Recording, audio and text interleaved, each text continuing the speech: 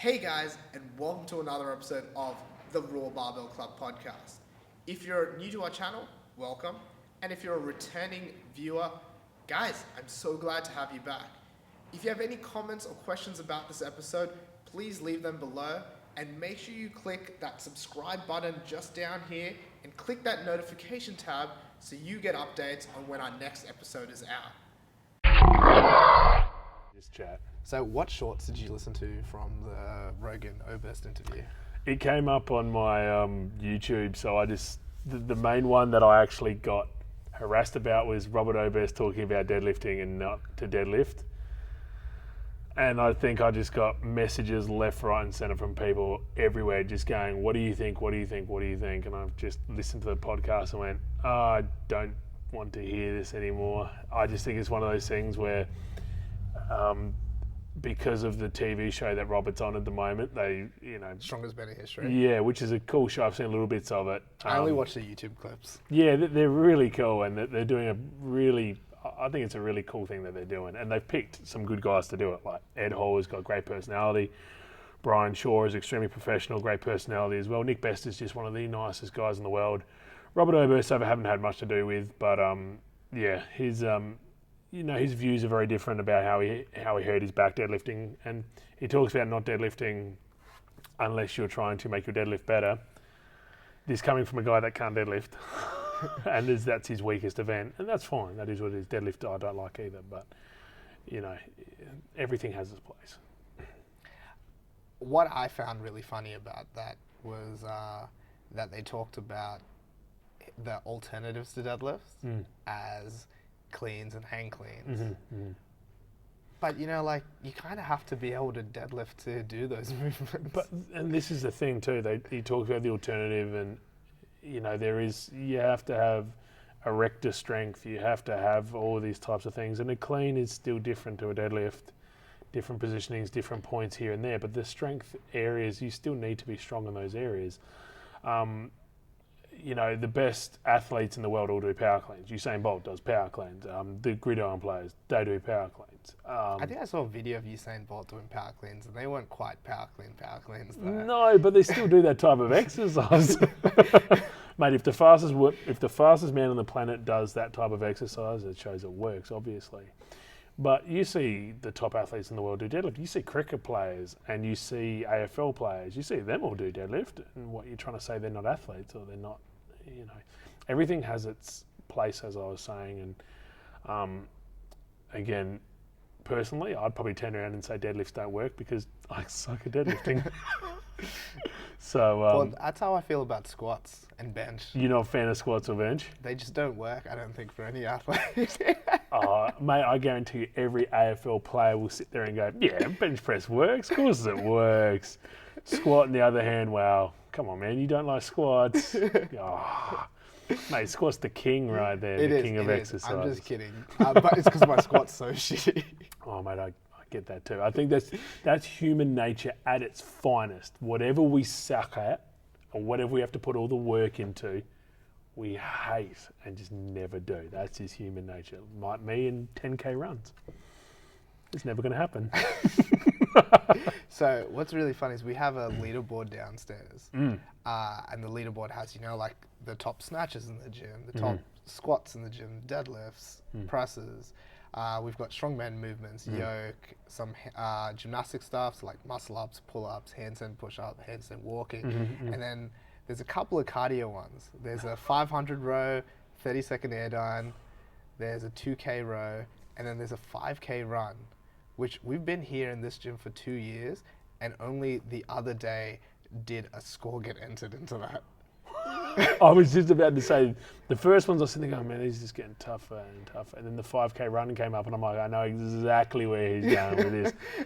So what was the time? Can you remember what the time was? It was like 28 minutes or something like that. Well, that's considerably better than everybody else because no one else has done it. Exactly. So, hey, look, every record starts somewhere. You just don't know. But I can see that record's probably going to stand for a little while, you reckon? Probably. But like I said, every record starts somewhere. One thing I was interested in, I didn't want to get into this straight away, but Mate, get into it. Just drive straight in, brother. Straight in. everyone freaked out about the deadlift thing. Yeah. But the funniest thing that no one talked about was Obes talking about the testing in Strongman. Oh, yes, of course. And We talked about guys getting tested. And I understand a bunch of strongmen have been busted for cocaine, among other things. But can you talk a bit about what strongman testing is actually like? What testing? So there isn't any testing, World's Strongest Man or the Arnold or... I've competed at the Arnold Australia numerous times. I've never been tested, and I competed as a pro. I competed at Giants Live, which is the World's Strongest Man qualifier. I was never tested. And I'm lifetime drug free. Yeah. Well, you compete in Olympic weightlifting. Yeah, as well. look, I guess I've had this conversation on loads of podcasts where I am lifetime drug free, but I don't expect anyone to believe it. I don't expect people to believe it. I can live with myself and I can tell people, less I am. The top pro guys know that I am. So to me, being a drug free athlete, that's my own choice. And like I said, if you want to believe it, that's fine. If you don't, that's your prerogative. That's your choice in life. That's absolutely fine. I'm not going to fight to make you believe something. You believe it or you don't, and I'll just keep saying I am because I am. But at the same time, there is no testing at that top level. I've never really seen it done before. They will do doctor's checks. So like at World's Strongest Man, you will have to pass a medical to join.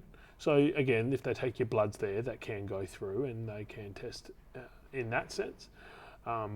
Mariusz Pudzianowski back in the 2000s, he did test positive for cocaine.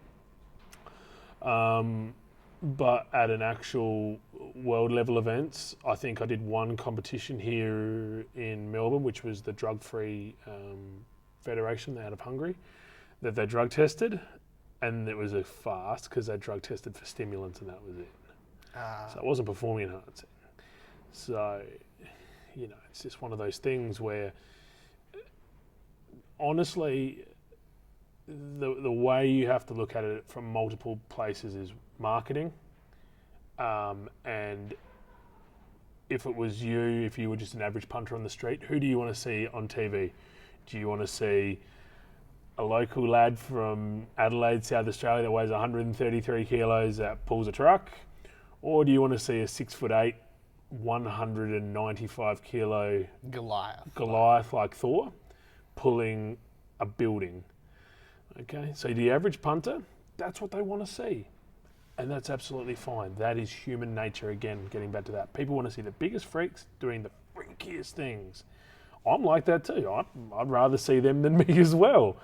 It's just one of those things in life where they really just have to focus on what's going to sell the most on TV because it's a TV show. So who's going to go watch it? And they're going to want to be like anything else. It's like what's the TV shows I'm trying to think of? It's like your Big Brothers. It's like anything like that. They select people to do World's Strongest Man. You're selected to do that competition. And there's prize money at the end of it. People don't realise that World's Strongest Man is more of a show than it is It's a TV show. It's a TV show. They still pick the best guys to go, don't get me wrong. But I guarantee you if they found some giant that was living in the middle of Canada that had been chopping down trees with his hand and could pick up a semi-trailer with one arm, I guarantee you he wouldn't have to do a World's Strongest Man qualifier. He'd be straight in World's Strongest Man. Yeah. Because he's going to be a massive draw card. Larry Wheels. Again, strong as a ball. Got given a great opportunity. A whole lot of the strongman guys were pissed that he got that opportunity. Me personally, I guess, along the lines of more, I believe athletes should still have a process to reach that level. But at the same time, I can understand why they picked Larry. He's popular. He's got millions of followers on Facebook, Instagram, wherever. He'll bring a whole new breed of sponsor and a whole new breed of visual to Strongman. So I totally see why they'd want him. And he's strong, man. The guy pulls like 430 as a deadlift and can log press 200. A whole lot of guys got pissed because they'd been training for 15 years and they were at his level, but they don't get selected. Yeah. you know, so it's just one of those things. So you sort of go back to the Robert Oberst thing, and he talks about drug testing. Yeah, they probably do a level of testing at a doctor's check when they first start to make sure they're not going to die out in the scene, which, you know, it's scary, but it's possible. You know, some of these guys are monsters, and I would assume that I do know of a few guys that are not allowed to World's Strongest Man due to health issues. They're just not allowed to compete. They're strong enough, but they're not allowed to compete, just not healthy enough, you know. But yeah, my personal knowledge of drug testing, and again, I've been a pro. I was turned pro at 21, so I was a 21, the youngest pro ever in Australia. I never got tested the whole time I competed as a pro or at the Arnold's or any big show. Do you have like a top 10 or top 5 favourite strongmen? Current strongmen? Let's go current and then we'll go past. Current. Okay. You tell me yours, I'll tell you mine. Right now, as of athletes right now that are competitive, I like, I think Martins Lissis is a great guy and a great ambassador. He is in great shape. He's fit. He's strong. He's fast. The guy does like chin-ups with weight. He is just great to watch and just a real nice guy as well. Have you met him? Yeah. So I emceed the pro show for him a few years back. How much does he weigh? He's about $1.55. So he's really light compared to a lot of the other guys. Yeah. So over the years, it's funny, since I started in 2007 in Strongman, I think if you weren't 150 kilos, you weren't even in with a shout. Now it's more like if you're not 160, you're not in for a shout. But Martins has really broken that mold of being super heavy, Ed Hall style, Thor style, you know. Talking about guys I like Brian Shaw. I like his style. He's a very intelligent, strong man. I think the way he goes about his business is really workmanlike and just very smart. Yeah, I've got a lot of time for him. Probably, it's funny, we were chatting about before we went on air about how the American guys are interesting to compete with, but the first two guys I pick are two Americans. Yeah. Then you sort of go down the line. A good friend of mine, Colin Wolfe from New Zealand, just an ultra talented guy and one of the biggest guys you'll ever see. The guy stood next to Brian Shaw at Worlds and made Brian look pretty small. That's exactly. I know, man. He hopped off the bus. They filmed him hopping off the bus, and he walked to go to the door and he couldn't fit. He was that broad. So what's that? That's top 3 there. So then probably if you go down the line now, I like the Stoltman brothers from Scotland. I think they're great as well. They are really cool. And I didn't realise that, well, what's really funny is one of them's partner's name is Kush, and my partner's name is Kush as well. Yeah, that would be Tom's. Yeah. No, Luke, sorry. Luke, yeah. And they're really cool and really cool to watch. They've got a cool YouTube yeah, they just started that recently. They're really coming through as really. They're again at that same style as Martins. They're not the.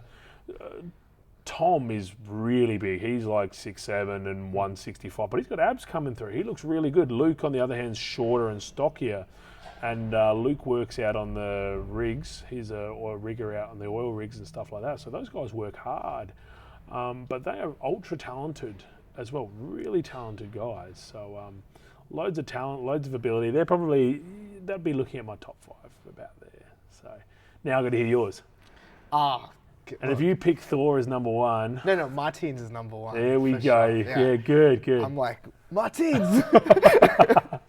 I watch all of his videos and I love him. He's so good, cool. man. He's good. But I am a big fan of, I like Half Thor. Just especially watching a lot of his videos and stuff. He seems like he has a lot of natural talent. And you can see like when Martins and him interact or when Brian Shaw and him interact, you're like, ooh, like the training theory and stuff might not quite be there. He's just like strong as an ox. He in the last few years, he's been very lucky. He's had some really good coaches. He had Magnus Ver Magnussen, who was 4 times World's Strongest Man, coaching him for a while. He now has Sebastian Arab from here in Sydney, who helps him out with his powerlifting side.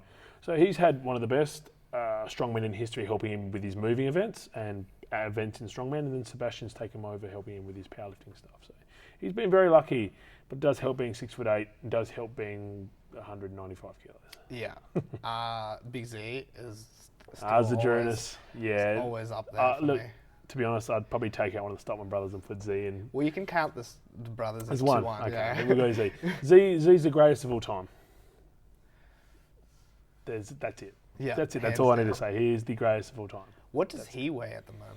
Because is he officially retired? No, he still does Masters Worlds, and I'm pretty sure he just did Lithuania's Strongest Man recently. But he went through a phase of cutting down. I'm assuming you saw Yes. his videos Yeah. and all his photos on Instagram. But he went from he was big, man. He was 190. He came to Australia back in the mid 2000s in Queensland, and he looked like he was got to be near $2. He had to be into the 180s, well into the 180s. But he cut down a few years back, and he was $1.50 or $1.40 shredded, like $1.50 shredded, which is pretty amazing. Yeah. So I'd assume he goes up and down. He's very much in the same mold as a Thor, where certain competitions he'll be $1.70, and then on a lighter competition, more like a Highland Games or a Highland Challenge or something like that, or a moving competition, he'll drop his way down to $1.50, $1.60. And for people at home, can you explain the difference between, because obviously weightlifting is weightlifting, where whatever competition you do is weightlifting. Snatch, Clean Jerk, yeah. Yeah, and then powerlifting is the same deal. CrossFit's a little bit different. The events can change, but the archetypal body that you need for each CrossFit competition is basically the same. Strongman's really weird in that you get the events early out sometimes, and you can train specifically for those events, so your body changes for them, right? Absolutely. So a good way of looking at it is you just go straight to the top. So you go World's Strongest Man, Arnold Classic USA, so the pro show, the Arnold Classic Pro Show. Arnold Classic Pro Show, massively heavy.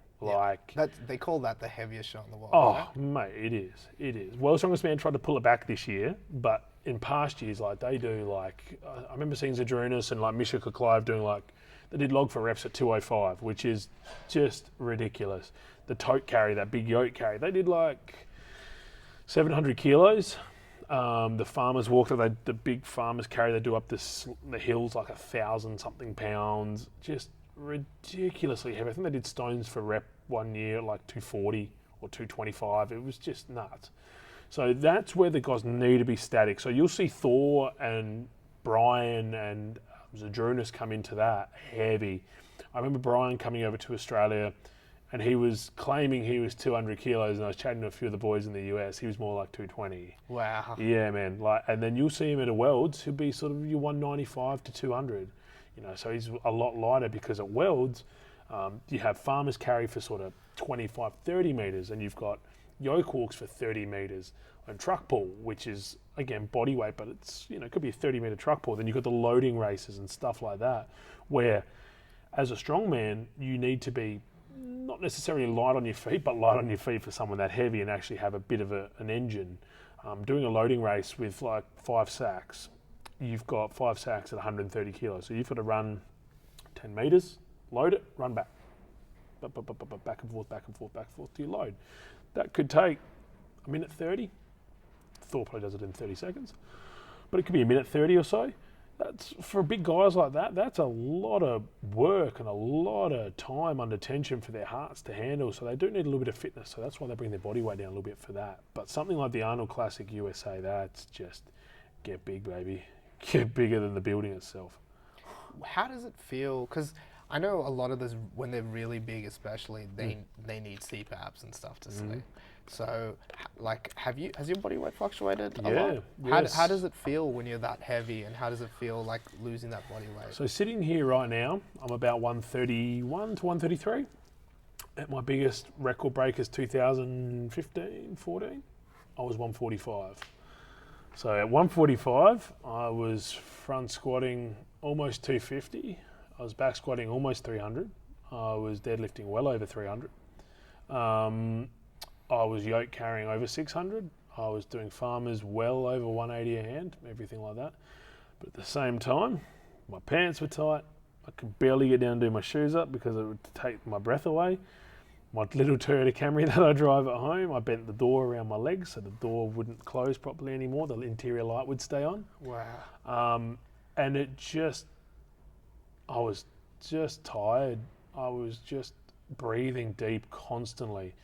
And that was only at 145. I'm 6'1", 145. So it was heavy, and I was strong, really strong. I think push press 180 at the time as well. So I was as strong as I've ever been. If I'd say definitely the strongest I've ever been. But in the health thing, I thought to myself, well, is it worth it? I set the records and that's great, but I probably could do it a little bit lighter still, So I dropped a lot of the weight back down to being 135, and I'm pretty happy at 130 to 135. Still strong, not that strong, but steadily build back up again. It's just about finding your healthy medium between the two, because if I was to do weightlifting a bit more seriously again, like I was when I was younger, I'd probably drop down to 125 to 130, because you move better, your flexibility is better, your positioning's better, but I just wouldn't have as much strength. But again, you go the other way. If I pushed all my body weight up and tried to do weightlifting, I might be stronger, but my positioning would be a lot worse. So it can be done a bit in weightlifting as well, but that's kind of the way I started in Strongman, really trying to find your ideal body weight to do everything almost. What's your background? Do you start in weightlifting or do you start in Strongman? I started in wrestling. I trained at like amateur wrestling, like at the Olympics. Yeah. So I started amateur wrestling when I was 12, 13 years old. I did 3 or 4 years of that. I was lucky enough to compete at a national level and won 3 national titles as a schoolboy. Why is that such a good background for strength athletes? It just hardened me up a little bit. Yeah. Just gave me a bit of a hard-nosed attitude, and just gave me a no-die attitude. I had a Polish coach who broke his ribs in European championships and won European championships with broken ribs, and basically instilled that same hard-nosed attitude in us. But again, at the same time, I had another coach, David Schumacher, who was a real kind, just nice guy who would go out of his way to help. He was wrestling coaching in his 70s, and I was in my teens, and he was still coaching and still rolling with us in his 70s. And so I had these 2 really cool mentors. One that no die, just grit, and you dig in and you go hard. I remember I did nationals in Melbourne, and I was up against the Melbourne team, and I just had this guy just had the better of me the whole way through the tournament, and we actually met again in the final, and he's just gone out there and gone, you just give everything you can, don't let him feel any weakness at all. You've got the ability, just don't let him feel any weakness. So I went through that and won, which was great. And then having David there as well is just, after that's done, bringing you back down again, and looking at the positive side of it and getting your head back out of it and on the right track again. So I think wrestling just builds up a great mental game more than anything else. Definitely physical, because you're out there wrestling for rounds, but it's really good mental, really good mental. And what was the first strength sport you got into after? Weightlifting. So I got scouted for weightlifting in high school. So the South Australian Institute of Sport came out. That's where weightlifting was based out of in South Australia. And they said, we're going to do clean jerks. Did you have any idea what it was? Nah. Okay. No. I hadn't lifted weights before. I'd done wrestling for a few years, but I haven't touched weights, hadn't been in the gym. And they're like, okay, we'll teach you clean jerks. So they teach you the layman clean and jerk. So I did clean and jerks that day, and I think again, I can't remember how old I was, 14. I think I clean jerked 75 kilos or 80 kilos. And how big were you at that time? I was a pretty big kid. Yeah. I was in year 7, I was about 90 kilos. Yeah. But then I started wrestling after, so I cut back. So I was probably about 100 kilos as a teenager. So I was still a pretty big kid. So I clean jerks, I was about 80 kilos, which was a new state record as a schoolboy. And they said, you probably should come and do weightlifting. And proceeded to follow into weightlifting from there, and did a few years of weightlifting. So I basically left school early every day to get to the gym to go do weightlifting, because where I was at in Adelaide, my school was on the other side of the city. So I'd catch a bus into the gym, catch a bus from my school to the city down to Henley Beach. Mum would come pick me up and take me home. So, that was how it started with weights, at school, 14, 15 years old. And then, And was it sort of like love for the sport straight away? Oh, yeah. Look, I was never how do I put it? I was never what we call a highly academic student. You know, my goal through to school was like get to my formal, and we're doing good. And then I sort of got to year 10 and 11, and it was like, you know what, Jordan, just get through school, get your final score, just get through school, because it opens up a whole lot of jobs for you. If you don't get through school, it closes a lot off. So I just had to understand that I needed to get through school, but school gave me the opportunity to do weightlifting, so they both went hand in hand. And the school was really good for me. They let me go early. Once they found out I had a unique talent for it, you know, they really pushed me hard. The sporting section of the school really pushed me, really pushed me hard, which was great. And family support was great as well. So as soon as I did my first competition, that was it, mate. I was hooked on weightlifting, and then yeah, it was really good. And I've been so lucky in weightlifting, you know, to compete for Australia, to go around the world, to do what I love, and you know, that's what started the Strongman as well. If it wasn't for weightlifting, I wouldn't be doing Strongman. So I'm very lucky and very, you know, very happy to have done what I've done so far. What are like the biggest highlights for your weightlifting career? My weightlifting career, probably representing Australia for the first time. And where was that? Pacific International, when I was a teenager. One of the island countries, New Caledonia. We had a tournament there, which was really cool. Went there, trained there for like a week, and then had the tournament after. Were you a big international traveller, or was that like your first time going overseas? I'd been to Japan before that, but no, I hadn't been a big time traveller. That was the first one that was really sort of, especially with the competitive side. Yeah. That was the first real trip. I'd been to Japan, I had trained there before, but this was kind of the start of that. So that was definitely, as soon as you get your Aussie colours, and getting a medal there was just awesome as well. So I was stoked with that. Winning my first juniors was great. I can still remember that in Melbourne, winning junior championships in my first year. But probably the two biggest highlights were going to Russia and competing there and being invited by Dimitri. That was for the Power Weekend, right? So I did the Power Weekend the first time, then I did the cross lifting 2 times as well, and the weightlifting there, which was a part of the Power Weekend. But I did the original Power Weekend where Dimitri invited. So can you tell people what that is? Oh, you are about to do that. Yeah. So the original Power Weekend was Dimitri would go around, he'd invite the best lifters from Europe to come and do his specialised events. So the events Dimitri loved. So you snatch from hang, you jerk out the rack, you know, all the stuff that you see him do in his YouTubes. Yeah. So that was the first year we went there. So when I spoke to one of the Chanchio boys from Melbourne, he said, look, I think Dimitri would be interested in having you come over. Well, why? He's strong. And this was, again, when I was doing Strongman a lot, and body weight was up as well, and he's like, you should come over.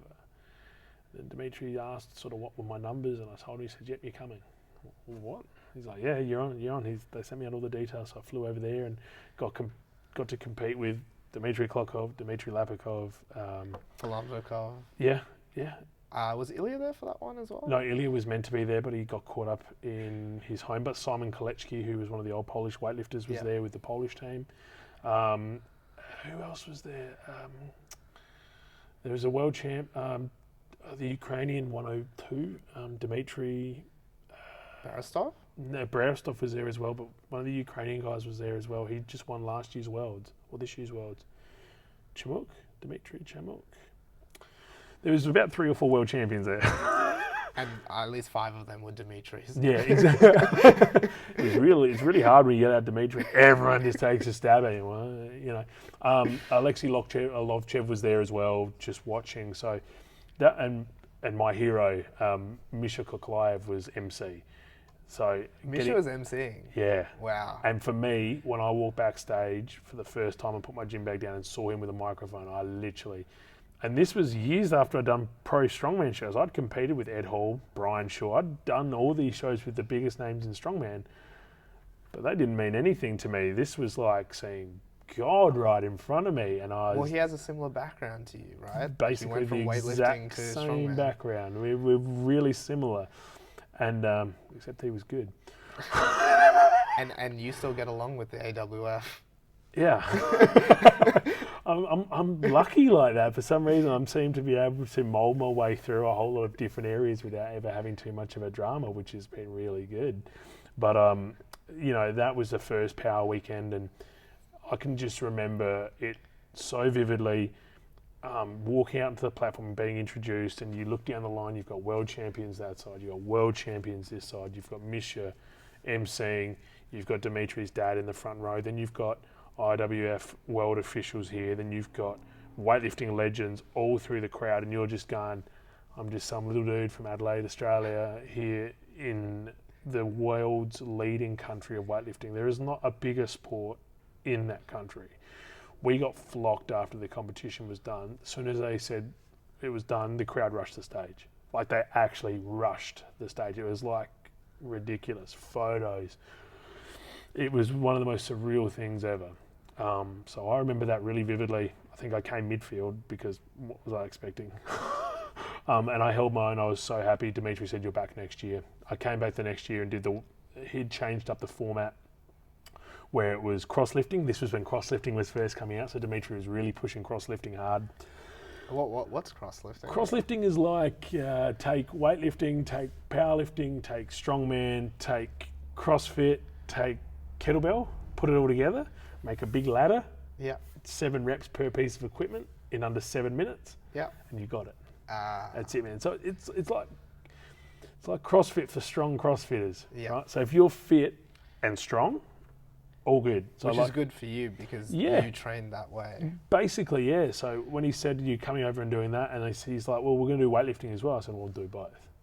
So I did both the next year, and the next year I said to myself after the first year when I said, you know what, I'm going to go back and make an impact next year. I said, I'll do my best and I'll try and win the weightlifting. And I came down to my last attempt in the clean and jerk. I hit what I needed to, so he had to jump.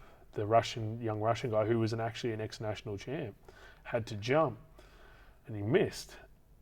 And at the time, it didn't sink in what that really meant. You know, he's like, the guy's like, you've won. I'm like, what do you mean I've won? He's like, you won. I'm like, nah, no way. There's no way. So to be given a medal in Russia, to be the first Australian to ever win a medal in Russia for weightlifting was just, again, even sitting here now, it still doesn't feel real to me. Do you remember what you hit? Of course you remember what you hit. What did you hit? No, actually, I'm pretty sure it was 142, 175. Yeah. I think 42.75, something like that. And yeah, it was enough to push him to miss. And I just freaked out. Like I remember going up onto the platform and getting the medal and was like, wow, this is actually happening. And Dimitri's dad was there as well, which was just cool. And then I went last year again and got a silver medal, which was just awesome. Again, the guy that won was an ex-national champion. Because you've got to remember, the guys that rock up to these shows, they're not their Olympians. Yes. Like guys like Albagov and guys like that don't rock up to these things because they're in their training camps. Because the first time we went there, we actually went and trained at Chekhov while I was there, and Apti, one of the middleweight, was there training. He walked out of the gym as we walked in, and I was like, holy, he walked out the door, holy crap. Hey, Apti. Yeah, totally. Hey, man, he went, what the hell is this guy doing? He was just going big fat American. I'm like, no, Australian. But, you know, it was one of those things where, again, their top first tier guys weren't there. They were getting ready for Olympics, for their internationals, etc. So I was up against their second tier guys. So don't get me wrong. I don't turn around and go, I beat the Russian guys in Russia. That did not happen. That does not happen. But I can still wholeheartedly say I went there and did the best I could and came away with a gold medal, and I was the first Australian to do it. And it's just one of those really cool things that, and no matter what happens, I really put it down to the support team I have around me. If it wasn't for them, I wouldn't be where I am now.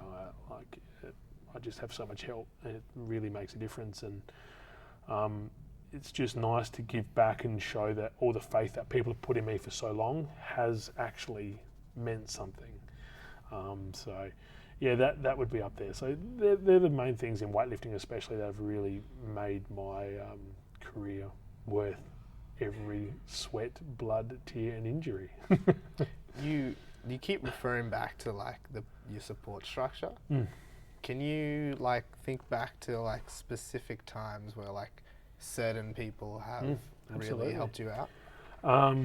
So in weightlifting, I guess it was just the starting point for me of my first coach, Evan James, who was a downhill bike rider, powerlifting expertise, who was coaching at the Institute of Sport when I was a kid, to build me to be a very strong weightlifter. I was never a technical weightlifter. I was always big. So I was more of a strong weightlifter than I was a technical one. So he just really supported me well as young. But I guess it's sort of, for me, I'm a very family orientated person. So if it wasn't for my grandparents who instilled, to respect and appreciate people around you and love people around you, and just to really focus on not forgetting who got you where you are, because you can get to the top really quickly, and trust me, you can be at the bottom again just as quickly. So you never slap someone's hand away that's trying to help you, because you just don't know. You, like I said, you see them on the way up, but you're probably going to see them again on the way down, and they could be the person that saves you in the future. Especially recently now, I'm doing a lot more strongman super events and a lot more showy type strongman stuff now, pulling the planes and trains and all that type of stuff. I have such a cool team around me, my PR, my manager, my engineer, Matthew Leslie, who has just been the biggest help building my equipment, working with the engineers from Qantas when I pulled the plane, working from the engineers with Steam Ranger when I pulled the train, because the more work these people do is the less work I have to do. It's not really that easy when you think about it, when you're having to go pull a giant jet plane. The last thing you want to be thinking about is, are the tyres pumped up enough? Yes or no? Is the plane in the right spot? Yes or no? Does the pilot know what he's doing? Yes or no? Does the ground staff know what they're doing? Yes or no? They're the last things you want to be thinking of before pulling 90 tonne. So to have that awesome support team there doing that stuff for me, I'm just a very lucky person.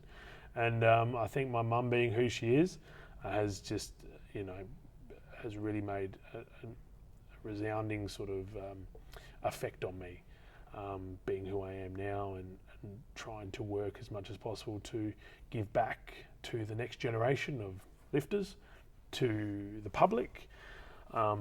As we're talking about World's Strongest Man's a TV show, if nobody watched TV, none of these guys would be superstars. A lot of these guys tend to lose that fact, that if it wasn't for your average punter on the street, who's going to buy your protein shake? Who's going to watch your movie? No one.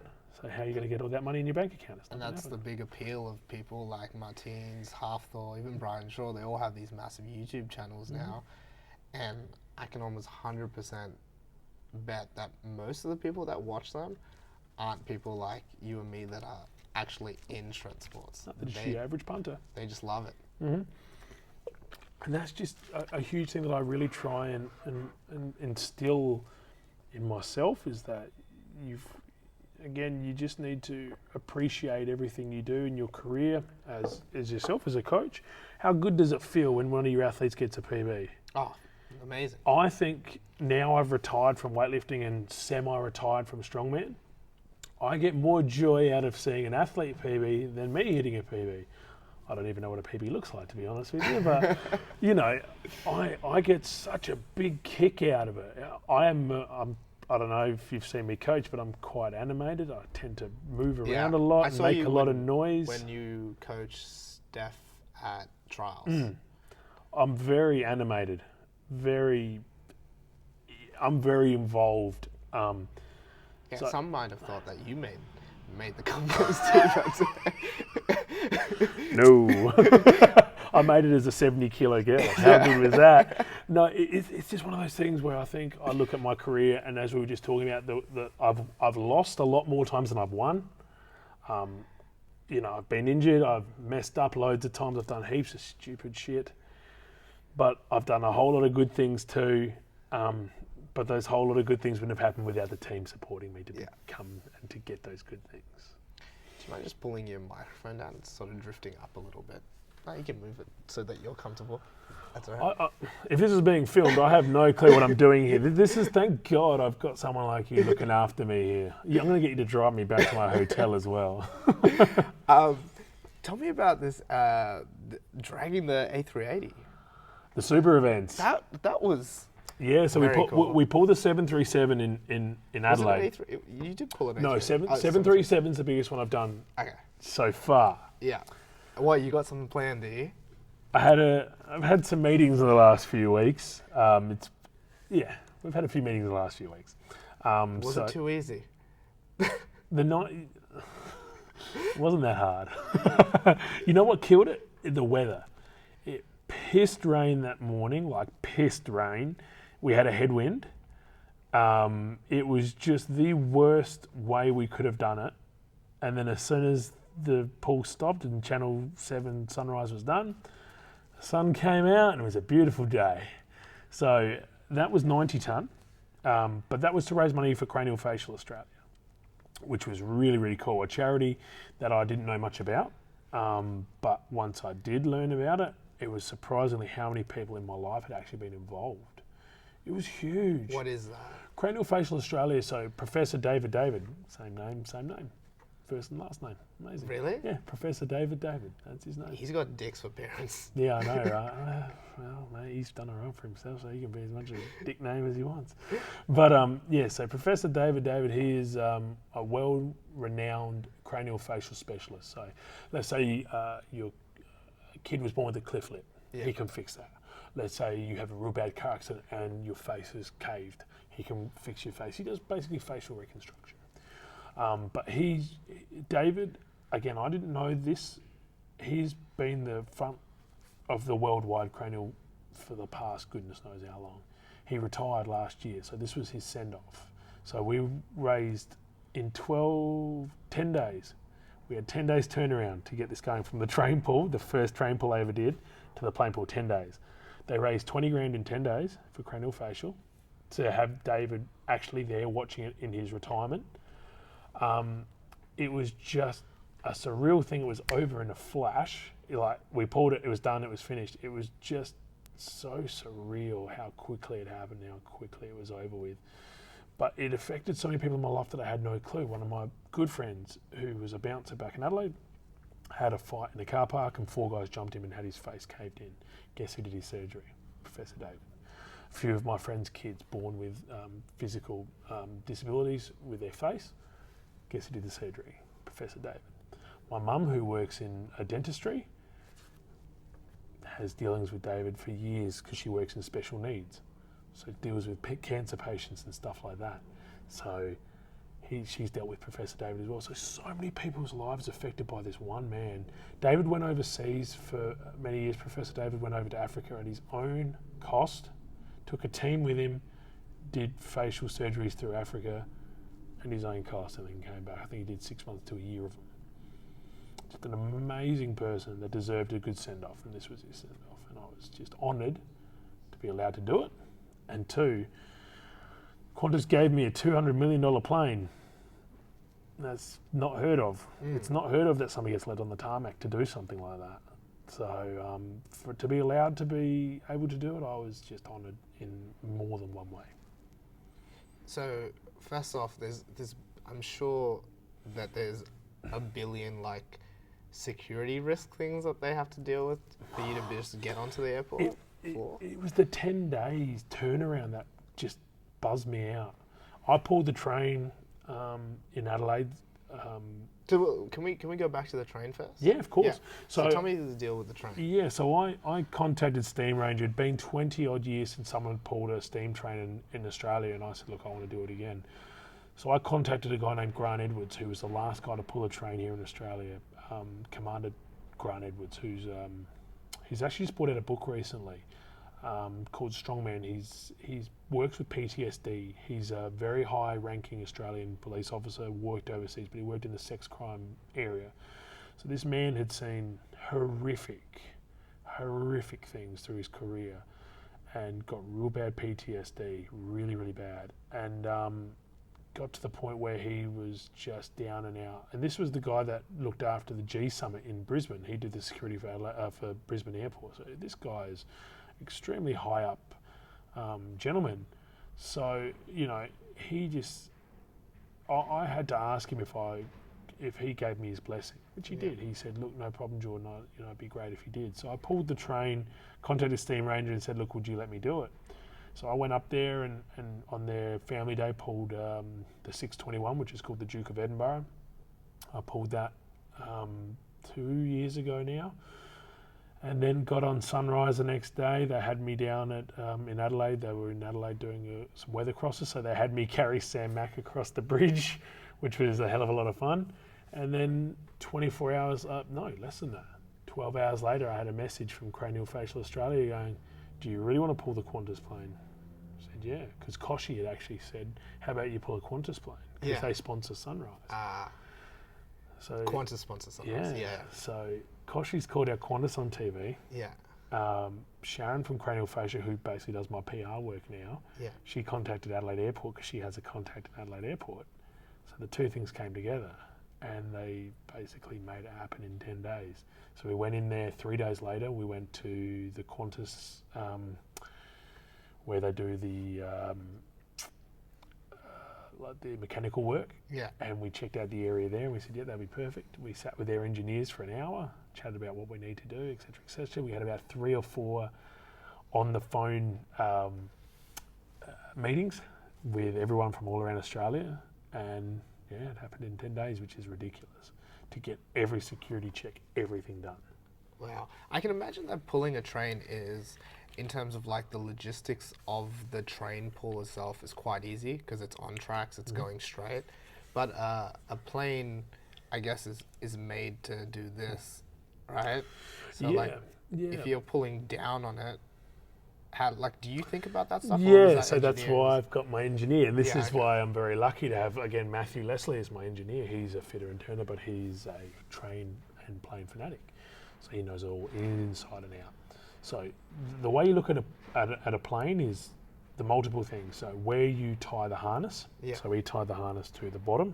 So that means I'm pulling straight. So to the bottom where the wheels are. Yeah. So we tie off the front of that. But the problem is we usually have a dolly leg, sometimes have what they call a dolly leg, which sits out in front of it, which is what the tugs pull them out with, which keeps it straight. Because if you actually, I wish somebody got some footage of me pulling the train from the front, the plane from the front, because you see the plane go one way. Yeah. Because I pulled it down off the side. Yeah. And our runway is completely flat? Where we were was flat. Okay. We had to have somewhere flat. Yeah, because otherwise if it's even slightly, it'll just go that way. Because I'd veered off course, it just pulls slightly. But and was that a discrepancy of your own mechanics? Yeah, I just would have pulled too hard. I think maybe even if because we set the rope up off the tug, so the tug might have been slightly one way. It was ever so slightly. You just see the plane tilt a little bit. But on something that big, it makes you look at it and go, geez, that looks huge difference, but it's like minuscule. But the saving grace with something like a plane is you think about when that plane lands, right? When it hits the deck, the wheels have got to spin straight away, because if it doesn't, the wheel's going to stop and the plane's going to flip. Yeah. So they're so well maintained. The wheel bearings inside of them are tip top. You won't buy better bearings anywhere in the world. Yeah. So once it starts, it'll roll. Easy, yeah. But on a steam train that was made in 1931, they have what they call bush bearings, not roller bearings. So roller bearings says roll. Bush bearings, they still roll, but the plane took me... It's a difference between an Alico and like an SMAI bar. Yeah, man. Like, seriously. Needle bearings or bush bearings, mate, basically.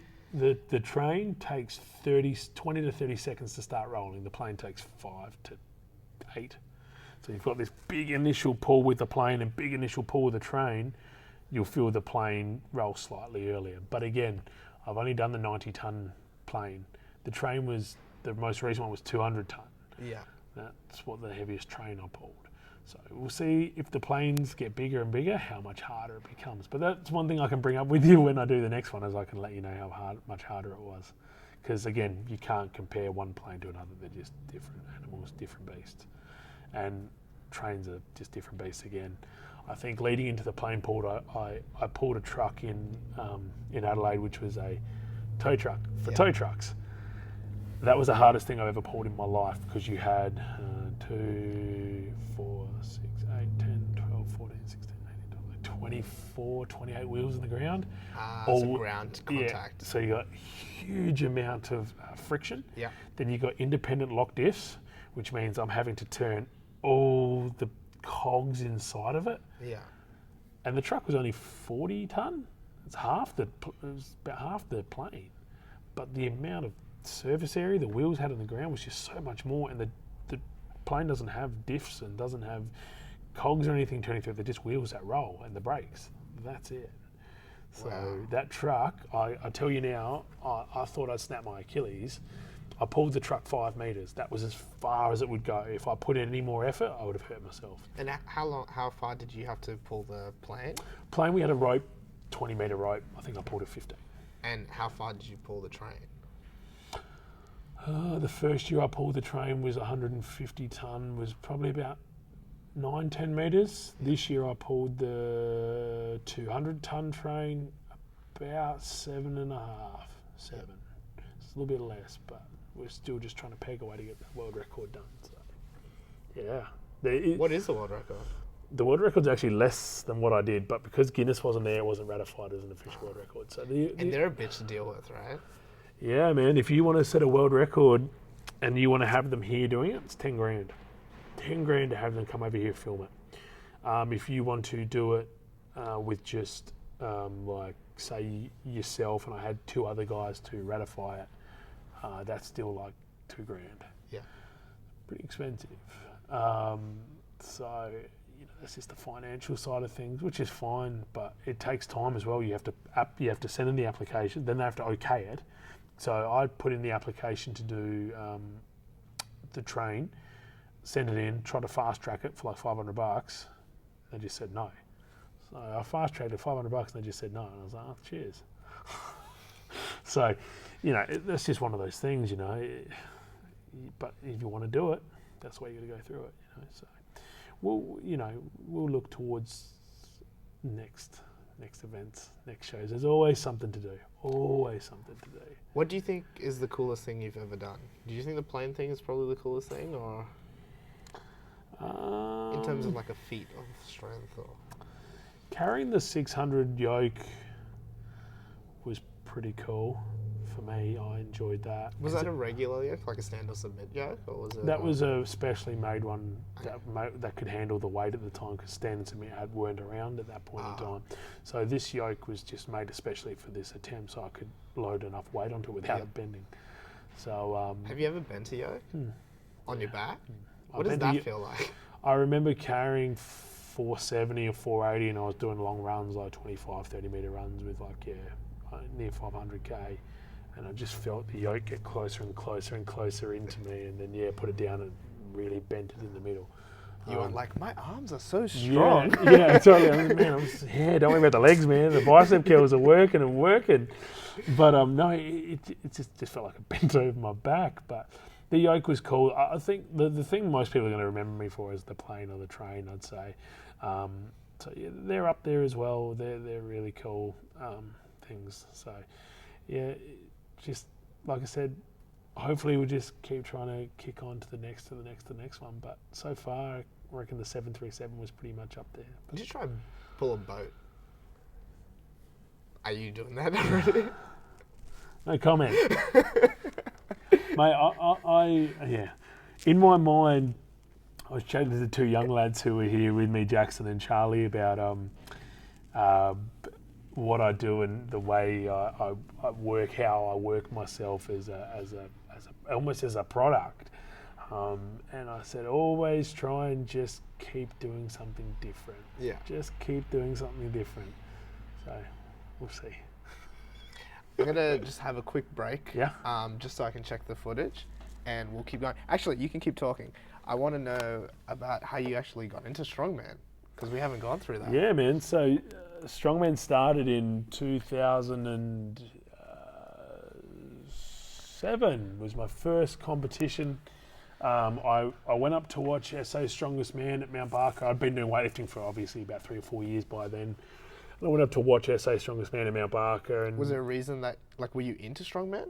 my chiropractor at the time was, and he said, come up and watch. So I went up and watched. And he's like, well, you're here now. You might as well compete. I'm like, really?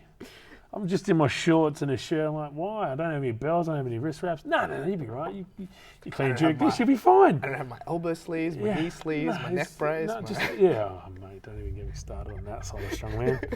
Don't even get me started. And yeah, it's just like do it. And I got second. I was an under 105 at the time because this is when strongman only had 2 weight classes, under 105 and open. So and for people that are interested now, they have a million classes. Yeah, so there's an under 80, which is what I'd be, under 90, under 100. So under 80, under 90, under 105 and open. Yeah. So I guess strongman has changed a lot since I first started. A lot. The sport is just grown considerably. So Australia-wide, when I first came in 2007, there might have been 20 of us Australia-wide, maybe. You get 20 people to come here in Sydney like that. Yeah. Easy. And that's just in the men's section. Then you get the girls section too. Women's strongman, when I first started, Sharon Waters, who was probably the only real strong woman. She went to World's Strongest Woman in the 2000s and she was a beast, but she was the only one. So the sport's grown considerably since I first started, you know, in good ways and in bad ways. Like anything, everything has its pros and cons.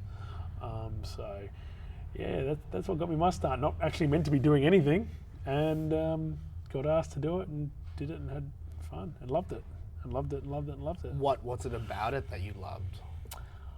I just enjoyed the challenge at that point in time, because I guess now my avenues of the way I enjoy strongman is very different to what it was when I first started. So when I first started, strongman was about, you know, winning shows, improving every week, being the strongest guy, you know, I just wanted to be the best so badly. I wanted to beat everybody all the time. Didn't matter if I was sick or tired or whatever. I was going to be better than everybody else no matter what.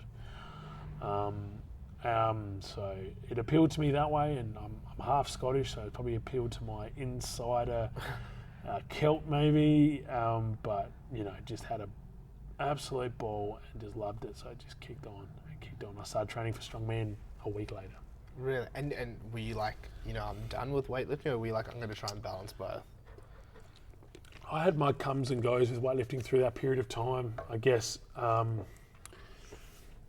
weightlifting went through a period of time in Australia where Damon Kelly was the only super heavyweight.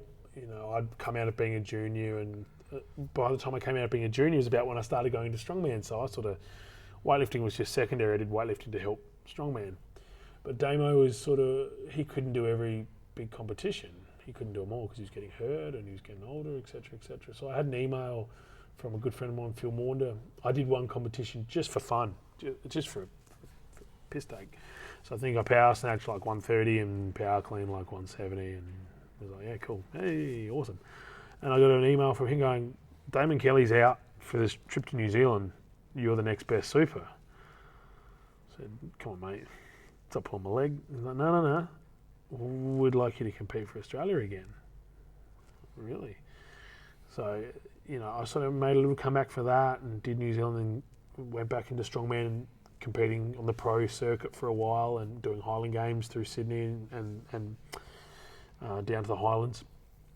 And then Commonwealth Games came up for Glasgow.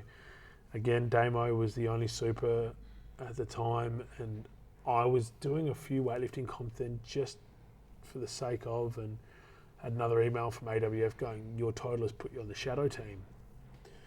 I think I'd trained 2 months and I snatched 145 in training and clean jerked 177 with less than, it was about 2 months training, so I'd barely done any training and I was doing those numbers. And that's close to your best, right? At the time, yeah. And I had done no training, so I was like, you know what, they said, you're on the shadow team, think about it. They're probably going to take 2 supers. So, all right, no worries. So I kicked it up and had a crack at it. I injured my wrist pretty badly. I trying to clean 170 for a triple. Catching a clean? Yeah, 170 for a Wasn't triple. your scaphoid, was it? So I crushed the capsule, tore the ligament, bruised the bone, all back in here. And like, for those listening at home, wrist injuries take so long I still deal with it to this very day. to get better. And then the worst part about it is the mobility restrictions you get. So yeah, when I first did the injury, so like I said, it was on my third rep at 170. Elbows didn't come through fast enough. Knee pinned to the elbow, weight shot down, dumped it. Hurt. Didn't feel like I'd done anything. Just hurt like a bastard. And we've dropped back to like 120. Just see if it'll move, without it hurting too much. This wrist has turned over. This wrist has got to here. And we're like, oh, that's not good. So I sort of had a cortisone to see if we could get me through trials, to see if we could just get me to the games, because I think we were looking to try and get me to, I think the goal is to snatch 155 and clean jerk like 190, 195. And I was there and thereabouts. I was training really well to lead into that, but it was just never going to happen. I couldn't turn a bar over. The snatch would get to here and that was it. I couldn't go any further. Yeah. So I stepped back and just went, no, that's it. And then... And how does that feel to like work so hard for something and then, like one bad rep to screw it all up? Yeah, it was pretty devastating at the time. I'd moved to Queensland. I was training with Miles Waddell. He invited me up there to train with Damo. So Damo had someone to push him. Yeah. Because at the time, Damo and me were pretty similar strength. Technically, Damo was a lot better than me. But technically, like strength-wise, we were squatting similar numbers, all that type of stuff. It really hit me hard. I sort of sat there going, you know what, this is the end. And honestly, I didn't get that much help from anyone in the weightlifting community. I just didn't get any help. No support, no nothing. So I went back to the sport that gave me all the help and support, which was Strongman. I had the team around me, and that's where I went. And you go back to where you're going to get the most support and where you think you're going to make the best. And Strongman was that for me. So, after the Com Games, that was sort of it for competing competitively, I guess, for Australia in that way. And then obviously I did the clock off power weekends, but that was a bit different. But it was sort of that Com Games was sort of where it really sort of went, you know what, it's probably not going to happen. And like I said, I'd pay for it, but we all get injured. It's just about getting back up on the horse and just going again, So, yeah. And just finding where you can go from there, It's not all over straight away. It's just about going, okay, well, I've hit a bit of a wall here. Let's see where we can go from there. And just break that fucking wall down and just go hard and find where else you can go from there. That makes sense. Getting a bit more deep and meaningful than what you thought it was going to be, isn't it? It always does that. And I'm just like sitting here like so wrapped up. I'm like, usually when someone's talking, I think about like the next question a little bit. But I was just like, tell me more. Yeah. You know what? It's one of those funny things where you do something for so long and you work your butt off and you want to really succeed, and as I was saying before, you want to really get back to all those people that have helped support you to get to that area, and then it does come crashing down around you. And I guess I'm a realist. Where you go, you know what, buck up, son. It's happened. There's something else to do now. And that comes back to your first wrestling coach as well. You can't let yourself get down. You've just got to pick yourself up by the bootstraps and just, don't get me wrong, everyone gets depressed, everyone gets unhappy. It happens to everybody. It just happens. And you can have your downtime. You can have your 2 days of hating life and hating yourself and whatever. That's healthy. That's life. Everyone does that. But it's just about going, okay, that's done now. Okay, now what's next?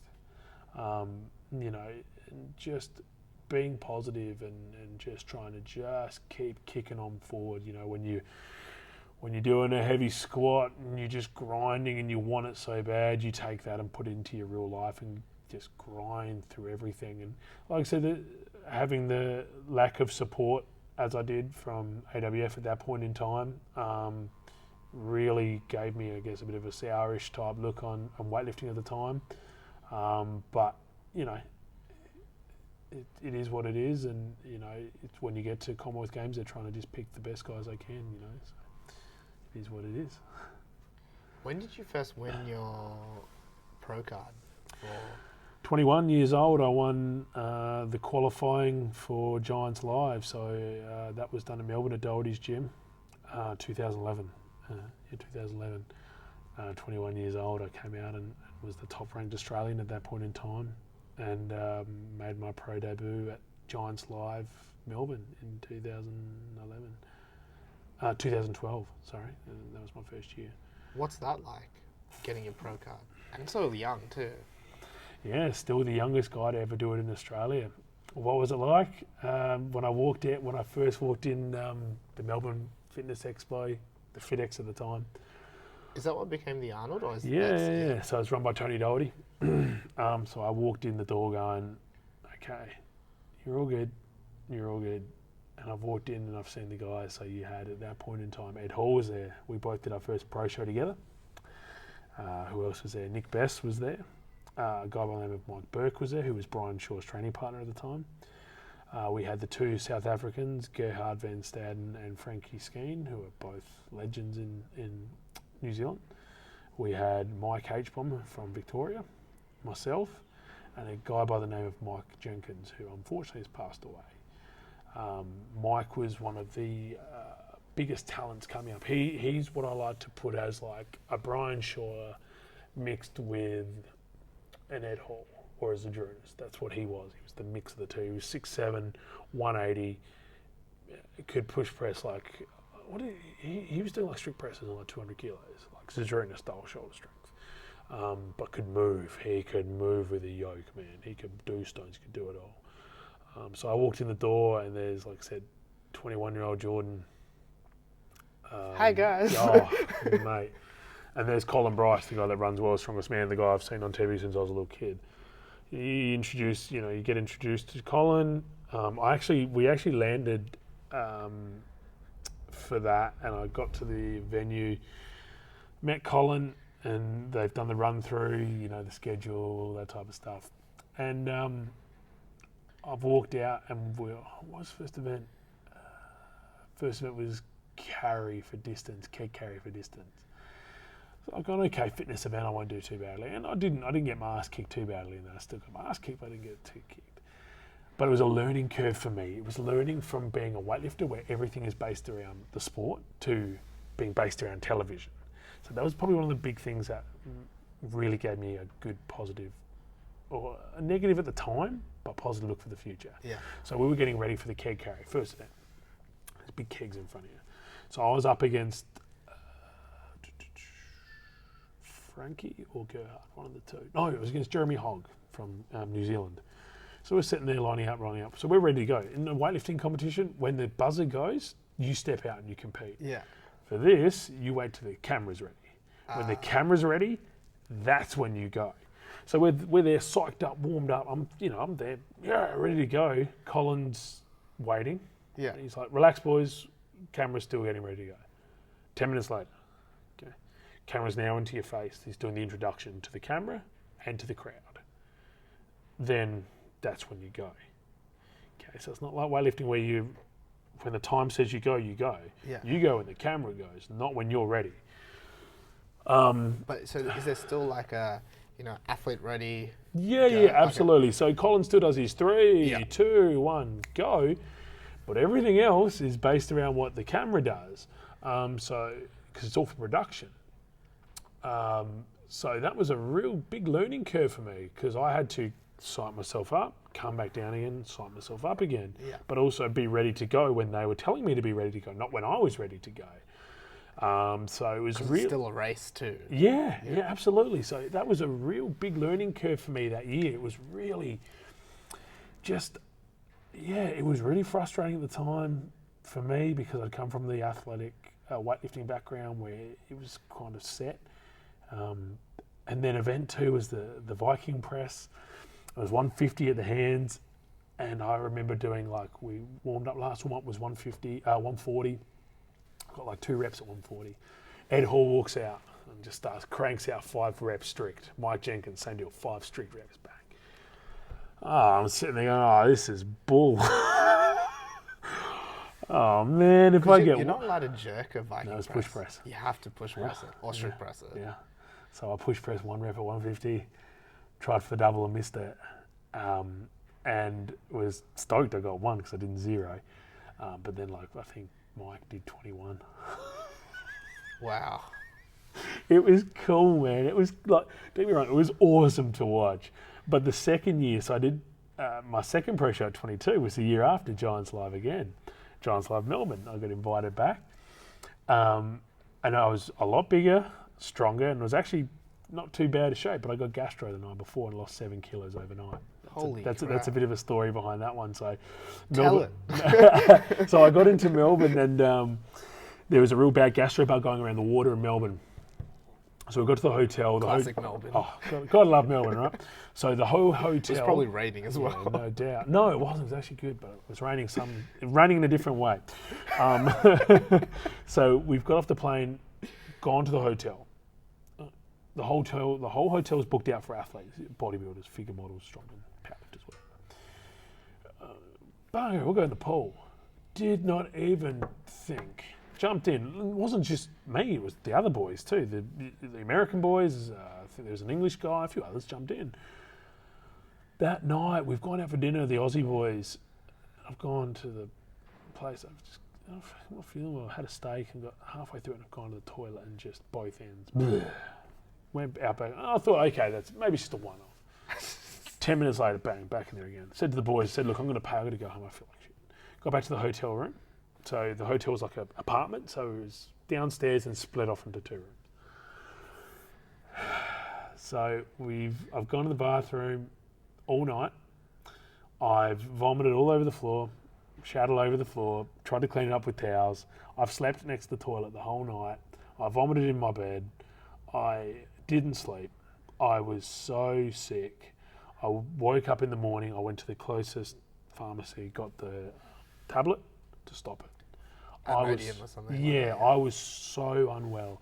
I felt so bad for the person who had to clean that fucking room. I just was so sick. I was lying in bed just going, fucking, bleh, I just couldn't, I didn't have the energy to get up. Yeah. I just didn't care. Got to the comp, and when you're on TV for these events, you have huge, big spotlights because you're on ESPN and Fox.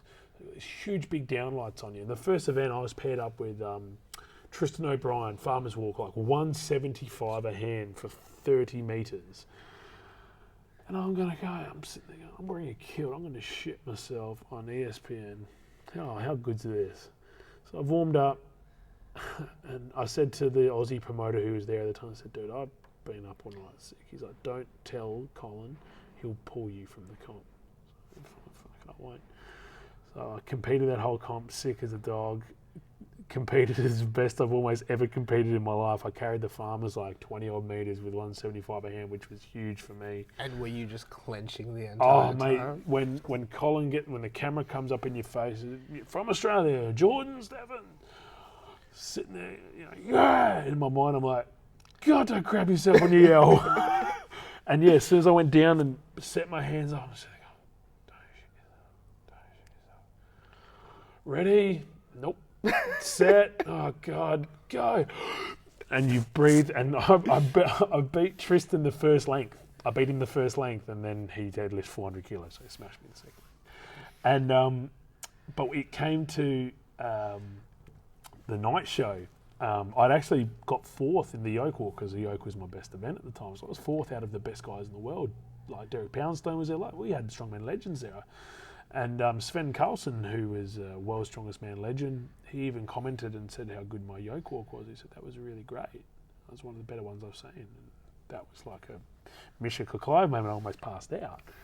And possibly from dehydration as well. Well, and that too. But we from there, that kind of leads into the next part. We went to the pro show where we did the deadlift. And as I was saying before, my deadlift is extremely poor. So we had the deadlift on the main show. We were meant to go on at 8:30. We went on at 10:30. We'd warmed up at 8:15. So we'd warmed up for 15 minutes and we weren't on for 2 hours after. Okay. So And that's something that's notorious with strongmen, right? yeah, That mate. warm-up Especially those doesn't exist, pro really. shows, man. Absolutely. So we've warmed up, warmed down, warmed up again, right? So I'm feeling terrible. I don't know what I deadlifted in the warm-up. Probably, I think the weight was like 350 for reps. I probably hit 320 in the warm-up, and I knew I was going to get more than that. And we've gone out on the stage. So because I got fourth in the last event, it flows over to the next. So you're up against the guys that got the top spots in the last event. So I was up against Nick Best. He's an ex-world powerlifting champ. Yeah, he's a strong guy. Mate, He's still a strong guy. Yeah, he's ridiculous. And he's like, what, 50 now? Yeah, but he's just such a good dude. So we've come out on the stage, and I'm sitting there, and the head referee for me was a good friend of mine. I looked at him and said, mate, I'm not going to get a rep here. He's just like, just try. So just, even if you pretend like you're trying to pull it, just pretend. All right, cool, no worries. I've gone out there, strapped up, ready. Yeah, same as a farmer's. No, set, no, whatever. And I've yanked at it, and it's broken off the ground. I've gone, yep, and then I've gone, nope, and it's just pulled me back down to the ground again. So I've gone down, taken a knee again, and I'm beating sweat because I'm just knackered from the comp day for one. We did 4 events on day one, so I was rooted anyway. I've looked over, and there's Nick.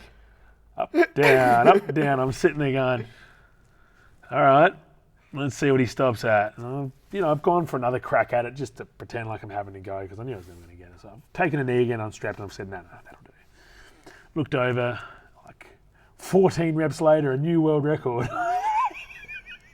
So I can solemnly swear happily that I was on stage at the Arnold's for a world record, except it wasn't mine.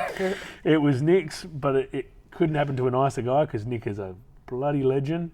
But it was just one of those moments where, again, getting used to the time backstage where you're not in control, everyone else is in control, and hating deadlift with a passion more than ever before. That's just a horrible event. But Were you able to eat or drink during that day, or were you just sort of like... Event 1 was Farmer's Walk, Event 2 was yoke, keg carry, Event 3 was overheads. So we had 4, and then deadlift. We ate when we could. Yeah, it's a pretty quick turnaround. Yeah. Pretty quick turnaround. I find it worse emceeing. So I emceed the pro show a few times at the Arnold's. And the pro show emceeing is always worse because you MC, then you go backstage and you do voiceovers. Then you come back out and you MC. Then you do voiceovers, MC, voiceover. So the break time that the athletes are getting is when you're doing voiceovers. Yeah. So you're going back and forth, and you're just running back and forth, and you're just trying to scull down as much water as possible because your voice is thumping from talking the whole time. So emceeing's just as hard, just not the physical side. Yeah. But you're not trying to eat too much. But along with the second year where I got really sick, I had the F1 Grand Prix Strongest Man the weekend after, so I stayed in Melbourne for the week. I didn't eat for 2 or 3 days. I ate on the Wednesday or the Thursday. I probably had my first food, and it was lettuce because that's all I could down. Wow. So I went from mid 130s down to 120 odd in over one night that night. It was terrible. Even LaRue, poor guy that had to room, he got sick on the flight home. He had to fly back to Queensland from Melbourne with gastro on the flight. Oh. So I think he had it worse than I did. At least I could sleep in my own doo-doo. There's one thing that you don't want to do flying, and that's having to evacuate from both ends. Oh, mate, we were sitting chatting about this on the way over here because my life of flying is quite regular, but I hate it with a passion. The stories you hear of guys, they'll fly from Bali back and they'll get Bali belly and they have to sit in the toilet the whole flight. Or someone told me on a flight back from Doha or Emirates from Dubai, someone had to sit in the toilet the whole flight because they were just so sick. But you hear stories of guys that they'll destroy a toilet so badly that it smells so bad they have to land the plane somewhere to clean it out. Yeah. I think I had that today with the turbulence, but I just didn't use the toilet. But yeah, it's one of those things, man. When you're sick, especially gastro, there's nothing you can do about it. No. When you got it badly, really, really nasty. Surely, if there was a God, he wouldn't have made gastro. Mate, if he did, he had a great time watching me compete at that competition and just hating every bit of it. You know, it's nasty, man. Gastro sucks. Gastro sucks, especially when you're trying to lift 450 kilos. But again, like I said, it actually made me more relaxed. That was one of the best competitions I've ever done. That was actually competitively one of the best comps I've ever done, result-wise, at It's a pro funny level. that, isn't it? It was almost like, what did I have to prove now? I'm sick.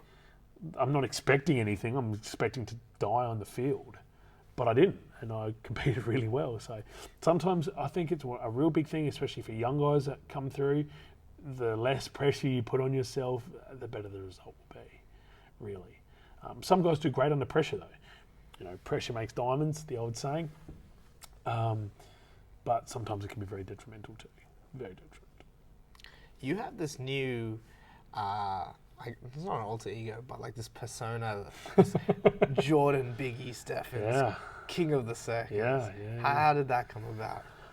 So, as we were talking about earlier, being a lifetime drug-free athlete, it's not easy for me to keep competing at that real high level for my whole life. You know, there's guys that come through who are just willing to do that extra little bit that I'm not willing to do. You know, I guess it does come back to the drug, the performance enhancing side of the sport, and I would never expect a sport to change for me.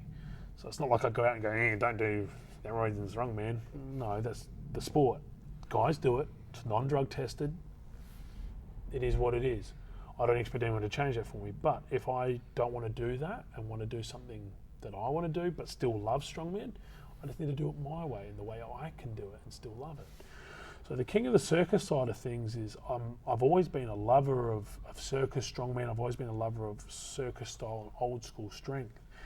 So coming into this year and next year, I did Medieval Festival where I lifted the big stones at Medieval Festival in Adelaide, where I've done that a few times, where I go out dressed as a massive Celtic warrior with my face painted blue, and I do a run of 5 stones. And you know, the king of the circus is an entertainment side of things. So rather than being a professional strongman for results, I'm a professional strongman for entertainment.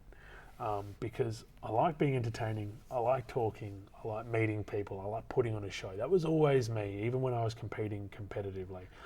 People remembered me more for that big yell and roar before lifting than probably my results. But I just love doing the shows. I love doing Medieval Festival. I love doing the super events. I love doing the talks at schools. I will be doing a show next year which is called King of the Circus, which I don't know if you've ever heard of the Adelaide Fringe before. The Adelaide Fringe Festival is like the Edinburgh Fringe Festival. It's shows, like actual, like art shows. So like you have stand-up comedians, you have all that type of stuff. So I'm going to be doing a strongman show, just like they did in the late 1800s, early 1900s, like Louis Cyr, like Eugene Sandow, like all the top professionals back in the day, where they'd go from hall to hall doing strongman demonstrations for the crowd to see. I'm going to be doing that at the Adelaide Fringe in 2020. So that'll be the King of the Circus, which is the shirt I actually gave you before. Yeah. So for the guys at home that can see mine, this, yeah. So it's got my big logo on Jordan the back gave there. me this really cool T-shirt. Got plenty more of them around.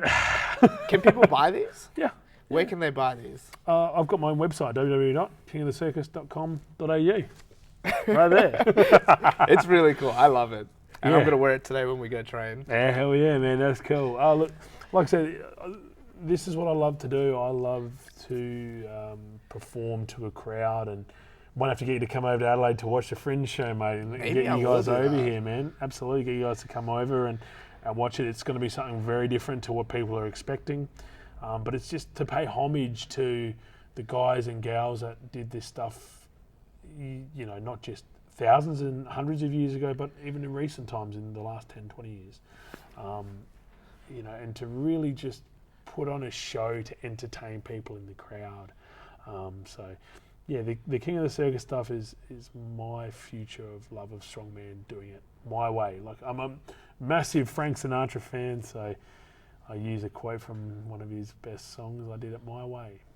So that's why I do Strongman now, and I do it my way. That's so cool, dude. And what I love about it is, you know, one of the toughest things with weightlifting is making it understandable to the general populace. You know, you have something that's specifically designed to be lifted. You know, even if there's 200 kilos on there, the layman's like, oh, you know, that doesn't look that heavy, because weightlifters don't make it look heavy. But you lift up a fridge, if you give context, which is what Strongman does. Strongman gives context to the weights that are on there, and they're really good at it. And then what you're doing is even more so than that, because you're directly relating to the people. And that's what I really love about what I watch you do. You're pulling a plane. Everyone knows a plane is pretty heavy, right? Yeah, absolutely. It's when you hop on the plane after. Like, I flew here on the exact same like style of plane I pulled, you know. It's just one of those things. And you know, out of everything I do, talking about the coaching before, about how you get this huge buzz from seeing PBs, the huge buzz I get from seeing a crowd enjoy my show is plenty enough for me. Like, I'm not thinking I'm going to turn around and make $1 million, but if people enjoy what I've done, enjoy my show that I put on the weightlifting platform, on the Strongman platform, on the performance platform, I can walk away with a big smile on my face and be very, very happy. Sounds like you're an artist. Yeah, I'd say I'm probably more of a, like I said, a strength performer than I am a strength athlete now. I'm not saying I wasn't a strength athlete when I was younger, but you know, even like I said, I think 99% of the guys that I used to compete against saw me more as a showman than they saw me as an athlete. But that's just me, and I love it. You know, I love it, and I won't stop. I'll keep doing this, no matter how many, you know, injuries and that we get. You know, we just keep doing it because we love it. Where can people find you? So I'm on Instagram, Jordan Biggie, or Jordan_Biggie. On my website, www.kingofthecircus.com.au. On my Facebook, Jordan Biggie Steffens, and my athletes page as well on there. So I can be found anywhere in Adelaide. There's some good restaurants there, so you usually find me at one of those places. No. So yeah, on my media pages and that type of stuff, I'm always putting stuff up, always putting up my next events and next shows and stuff like that. Like next weekend, I've got a charity event where I'll be pulling a tow truck for breast cancer in Adelaide, and my friend Matt has built some big giant forks that have got the blue ribbon and the purple ribbon for prostate and for breast cancer in a yoke.